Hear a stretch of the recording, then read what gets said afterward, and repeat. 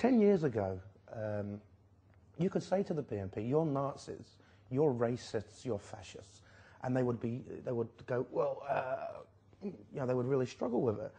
But they've learned something now, which of course is the most simple thing is to just deny it. It's been on their website recently.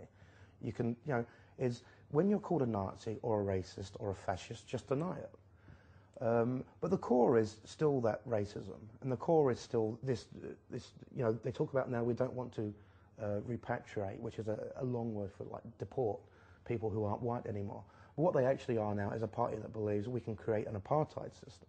So we can avoid pictures of black and Asian people being put onto the back of buses and sent off, to visit their auntie or go east, or just be put on boats. But they will create a system which is like the apartheid system, which is they just make life so unbearable for people living here who don't conform to the idea that Englishness or Britishness means that you have to be exclusively white. Well, they create an apartheid system where they withdraw the very fabrics of like a modern, multicultural, multiracial society. And that's the way they do it. One of the things that I really should make clear is the BNP, they're a racist party, they vilify people, they encourage you to hate your neighbour because of whatever makes them different to you. But also, one of the things, if you read their literature and their website, it ain't good news. And they don't talk this country up like they love it.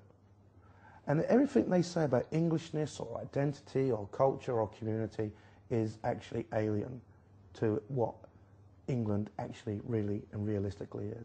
They call themselves patriots. And one of the things is they actually isolate these white people they claim to speak for. And we can go into people that they've isolated. We've had their council, their former council candidates who have taken to stockpiling weapons in the north of England because they're being so vilified by what they've been told by the BNP. And you can go and talk about David Copeland, the London bomber, who attacked black people, Asian people and gay people because he wanted to kill them, because he'd had his mind filled with this whole vilification that you cannot fit him.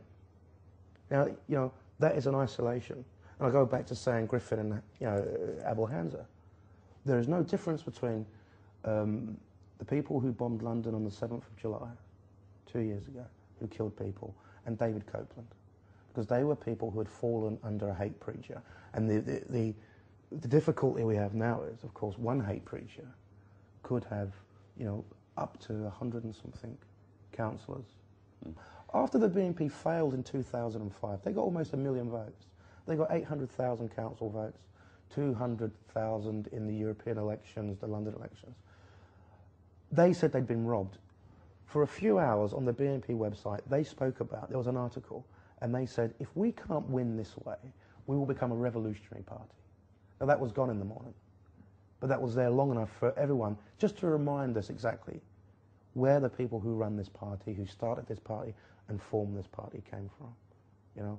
These are the people who still believe that race is an issue, when to the most naked of eyes, the issue in this country is still poverty. We have to remind ourselves that historically, we come from a position in this country where everything came at a cost. To fight for the National Health Service, to fight for votes. People who died in the First World War in this country couldn't even bloody vote. It come from that perspective. And so the issues in this country that are difficult, particularly crime and housing, you can say that's because of race and colour, like the BNP will. But the BNP will never talk to you about the poverty in it. And poverty actually in this country doesn't discriminate.